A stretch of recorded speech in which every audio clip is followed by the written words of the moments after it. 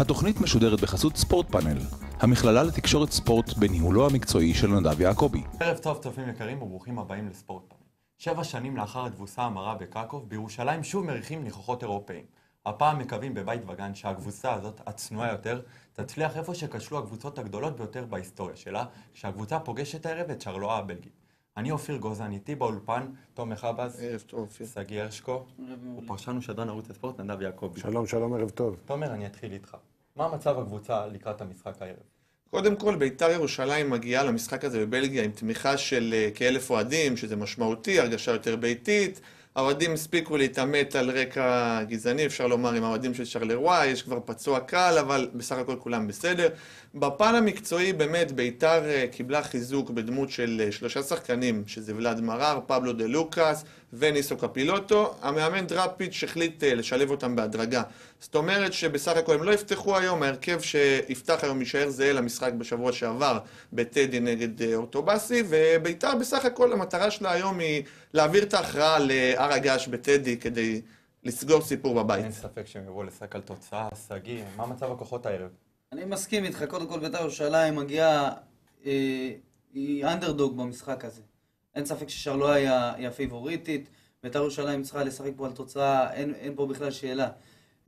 בית"ר מגיעה היום גם בסגל חסר, גם עם שחקנים פצועים, גם עם שחקנים שעוד לא התאקלמו, אם זה פבלו דה לוקאס, מורר שעוד לא בכושר בכלל. זה יכול לפגוע בכל הקטע של הסגל הקצר הזה? אני חושב שכן, בית"ר ירושלים סגל קצר היא פגיעה, היא הרבה יותר פגיעה בוודאי, אם הייתה מוכנה קצת יותר. בית"ר ירושלים צריכה לשחק היום מול שרלואה, אני מאמין שסלובודן דראפיץ' עשה את העבודה. אם יש שם אחד שבולט מכל השחקנים של שרלואה, אין ספק שזה הקונגולזי צרפתי, נסקס קבנו, הצרפתי בן 23, הוא שחקן מאוד פיזי, מאוד מהיר, עם רגל ימין טובה, אבל מה שמאפיין אותו יותר מזה שהוא שחקן שיודע, ברגע שגם תחת לחץ הוא יודע לשחרר את הכדור למרווחים פתוחים, שם היה הסיכון, לכן בית"ר ירושלים צריכה לנסות קצת פחות להכניס אותו לנקודות האלה, אלא יותר לשמור מהשחקנים האחרים שבנגיעה אחת הוא משאיר אותם מול שוער. נדב, אתה חושב שבית"ר יכולה להצליח השנה באירופה? יש לה את הכלים להצליח? קודם כל, השאלה מה זה להצליח, כי ברור שהיא לא תלך רחוק, אני גם לא רואה אותה מגיעה. זה ברור, מעבר לשלב הבא. יפה, אני בספק גדול אם היא תעבור את שרלרואה, אני חייב להגיד לכם, אולי אתם קצת אופטימיים, אבל אני מנסה להיות ריאלי עם רגליים על הקרקע. אני ראיתי את המשחק השני לפחות, משחק שבו בית"ר ניצחה את אורטובסי, אבל לא ראינו איזה יכולת מי יודע מה, נגד קבוצה מאוד מאוד חלשה. ואנחנו מדברים פה על יריבה מהליגה הבלגית, נכון שזה לא אנדרלכט וזה לא ברוז', ועדיין זה יריבה מהליגה הבלגית, שהיא ליגה הרבה יותר טובה מהליגה הישראלית.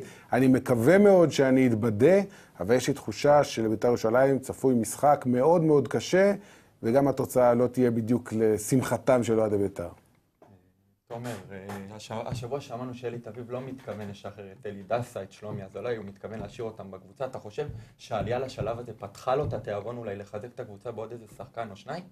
אני אתחיל עם החלק הראשון. אלי דסה ושלומי אזולאי הצהירו, אלי דסה בריאיון לאחר המשחק בשבוע שעבר, שהוא רוצה להישאר ושהוא כנראה יישאר. לגבי שלומי אזולאי הסיטואציה קצת יותר מורכבת, הוא גם רוצה להישאר, אבל הוא דורש שדרוג בשכרו. בשבוע הבא הוא אמור להיפגש ביחד עם אלי תביב והסוכן שלו אבי נימני. כנראה שזה יסתדר לכדי הישארות.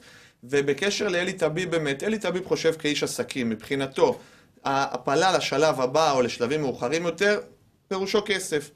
אם יגיע מצב כזה שבית"ר תקבל את הכסף, אז שווה לו כרגע להשקיע את הכסף הזה. וככה הוא רואה. עד עכשיו כאיש עסקים זה הצליח לו, אין סיבה שזה לא יצליח. אין ספק, זה הצליח לו גם בהפועל תל אביב. סגי, אני לא יודע אם לקרוא לזה מיני מהפכה, מה שעבר על תחילת העונה של בית"ר, אבל אתה חושב שזה יכול לפגוע בה בשלב כזה מוקדם של העונה? קודם כל אני חושב שבוודאי לעזור זה לא ייתן, אבל לפגוע, בית"ר ירושלים הוכיחה גם בשנה שעברה, גם שארסו וחיימוביץ' היו פצועים, ועוד שחקנים שהיו חסרים, שיכולה להתעלות מעל חיסרון של כל שחקן כזה או אחר.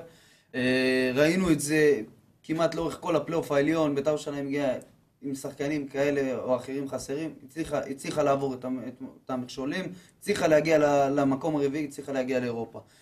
בנקודה הזאת של המיני מהפכה, באמת גם ארסו, גם חיימוביץ', שחקנים משמעותיים, גם חנן ממן, שעזבו, אמר את זה יפה תומר, אלי תביב חושב עסקי. חנן ממן לא נתן את התוצרת, ניסו לשנמך, מה שנקרא, להוריד את השכר שלו, לא הסכים, עזב. חיימוביץ' רצה וארסו רצו שדרוג, לא קיבלו בגלל שאלי טביב חושב שהוא יכול להביא שחקנים באותה רמה, באותו סדר סכום. אלי טביב לא הולך להרפתקאות, המטרה שלו היא לבנות קבוצה אנרגטית טובה. אני חושב שבשלב הזה זה כן יכול לפגוע, כי בכל זאת זה עדיין מוקדם, עדיין הקבוצה לא מתואמת, אבל בית"ר הוכיחה שהיא יכולה להתגבר שחקן כזה או אחר, אני מאמין שהיא תעשה את זה גם היום. תודה רבה, סגי, אתם הייתם בתוכנית ספורט פאנל, שיהיה לכל צופינו ערב טוב.